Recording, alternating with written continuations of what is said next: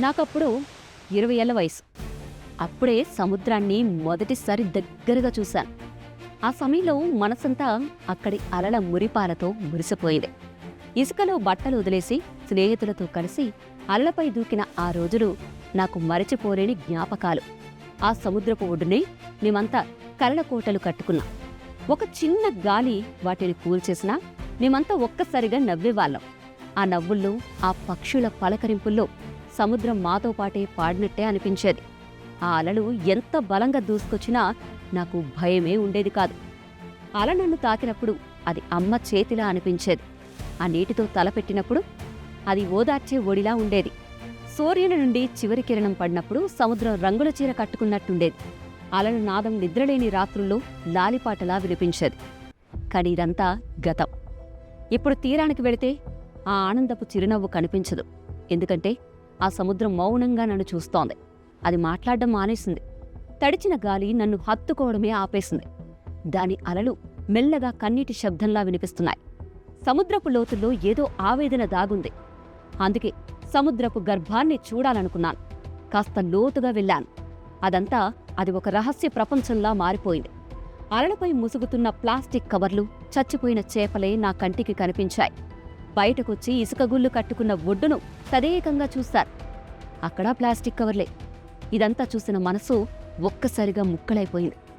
ఈ దుస్థితికి కారణం మనమేనేమో అనిపించింది. ప్రకృతి ఊపిరిని మనమే జారు విడుస్తున్నట్టు కనిపించింది. అభివృద్ధి పేరిట మనం వేసిన ప్రతి అడుగు సముద్రం గుండెలను చీల్చేసింది. ఒకప్పుడు ప్రశాంతంగా ఉన్న తీరాలు ఇప్పుడు యంత్రాల శబ్దంతో నిండిపోయాయి. మనం కనిపెట్టిన గడియారాలు, ఆ కాలమానం ఇప్పుడు సముద్రం ఊపిరి పీల్చే హక్కును కూడా మెల్లగా తీసేస్తున్నాయి. కొన్ని శతాబ్దాల క్రితం మనిషి మొదటిసారి సముద్రంపై కాలం చూసేందుకు గడియారాన్ని తీసుకొచ్చాడు. అదే రోజు సముద్రపు వేరలపై మన అధికారం కూడా మొదలైంది. అలానే సముద్రాన్ని కూడా మన లాభనష్టాల పుస్తకాల్లో ఒక పేజీగా రాసేశాం. కాని సముద్రం ఒక వ్యాపారం కాదు, అది ఒక జీవం. కోట్లాది జీవాలకు నిలయం.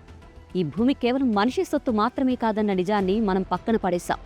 అందుకే గతంలో నన్ను అల్లుకున్న ఆ సముద్రపు తల్లి ఇప్పుడు తన శ్వాస కోసం పోరాడుతోంది. పూర్వం నేనెరిగిన ప్రేమ మౌనంగా కన్నీళ్లు కారుస్తోంది.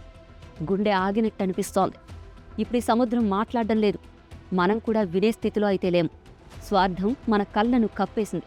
మనం చూసే అందమైన కంటిని మనమే కోల్పోయేలా చేసుకున్నాం. ఇదంతా ఆలోచిస్తూ ఉన్న నేను మరోసారి సముద్రపు లోతుల్లో ఏం జరుగుతుందో పూర్తిగా తెలుసుకోవాలి అనుకున్నాను. అప్పుడే అక్కడి తవ్వకాలను చూశాను. కోట్లాది సంవత్సరాల క్రితం తయారైన మెరుపులాంటి చిన్న చిన్న రాళ్లను ఇప్పుడు పెద్ద యంత్రాలతో తీసిపారేస్తున్నారు. ఇటు సముద్రపు అడుగున జీవించే చిట్టి చిట్టి జీవాలు, బుజ్జి చేపలు, కనిపించని ప్రపంచం ఇలా అన్నీ కళతలోకి వెళ్ళిపోయాయి. వాటి జీవితం ఎంత శాంతంగా ఉంటుందో మనం ఊహించలేం. కానీ ఇప్పుడు మాత్రం వాటి జీవితమంతా శూన్యమే. వాటికి మాటల్లేవు. మనం చేసే శబ్దం వాటి నిశ్శబ్దాన్ని భయంగా మార్చేస్తోంది. తలెత్తి చూస్తే ఆ నీలం నీటి కింద నన్ను ఓ ప్రశ్న తాకింది. ఇంతకు మనం చేస్తున్న పని భవిష్యత్ ఆశల వైపు ప్రయాణం కోసమా, లేదా ఓ భారీ విధ్వంసానికి పడుతున్న మొదటి అడుగా? ఎందుకంటే ఒకప్పుడు సముద్ర తీరంలో కనిపించిన జీవులు ఇప్పుడు కనుచూపు మేరలో కానరావడం లేదు. వాటి మార్గాలు మారిపోయాయి. వాటి దారులు దూరంగా జరిగిపోయాయి. ఎక్కడెక్కడికో పోతున్నాయి. చలికాలంలో వచ్చే తిమింగాలు, మిగతా సముద్ర జంతువులు ఇప్పుడు ఎటు వెళ్తున్నాయి? కొన్ని జాతులు పూర్తిగా ఎందుకు కనుమరుగవుతున్నాయి? కేవలం మన అవసరాల కోసం అభివృద్ధి పేరిట వాటి జీవితాలను చంపేసే అధికారం మనకెవరిచ్చారసలు? వాటి ప్రపంచం నెమ్మదిగా ఏర్పడింది. వాటి జీవితం ఒక్కరోజుది కాదు, లక్షల సంవత్సరాల ప్రయాణం. సముద్రపు లోతుల్లో ఉండే ప్రతి చిన్న జీవి, ప్రతి రాయి, ప్రతి గింజ మనకి కనిపించకపోయినా కూడా వాటికి ఓ చరిత్ర ఉంది. అది మానవ చరిత్ర కన్నా ముందే మొదలైంది. అక్కడి జీవన రేఖలు మనిషి పుట్టుక ముందు నాటినుంచే ఉన్నాయి. కాని ఇప్పుడు మనకి వాటిపైన అధికారం ఎలా వచ్చింది? కోట్ల సంవత్సరాల పాటు తయారైన ప్రకృతి మన చేతుల్లో కొన్ని నిమిషాల్లోనే ఎందుకు నాశనమవుతోంది? ఇది అభివృద్ధి కాదు, ఇది ఆత్మవంచన. ఒకప్పుడు నా జీవితంలో సముద్రం ఓ ఆనందం, ఓ మాధుర్యం. ఇప్పుడు అది నన్ను తాకినా ఏం అనిపించడం లేదు. దాని గుండె ధ్వని వినిపించడం లేదు.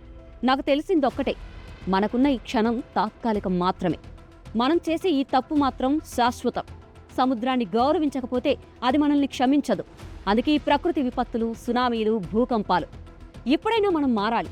ఒకప్పుడు నేను తడిచిన సముద్రపాల ఇప్పుడు నన్ను తాకడానికి సిగ్గుపడుతోంది. నన్ను చూసి భయపడుతోంది. ఇప్పుడైనా ఒక్క నిమిషం ఆలోచిద్దాం. మన కళ్ళ ముందు చలించి పారిపోతున్న ఈ నీటి బిందువు ఎప్పటికీ తిరిగి రాదు అన్న నిజాన్ని తెలుసుకుందాం. ఇప్పుడు దాని బాధ మనం వినకపోతే రేపటి రోజున వినడానికి మానవ జాతి ఉండకపోవచ్చు. ఎందుకంటే నీళ్లే జీవానికి ఆధారం. ఆ ఆధారాన్ని చంపేయకండి. ఇది నా సముద్ర ప్రయాణంలో నేను అనుభవించిన కథ, నా సముద్రపు కన్నీటి గాథ. This is Aruna signing off.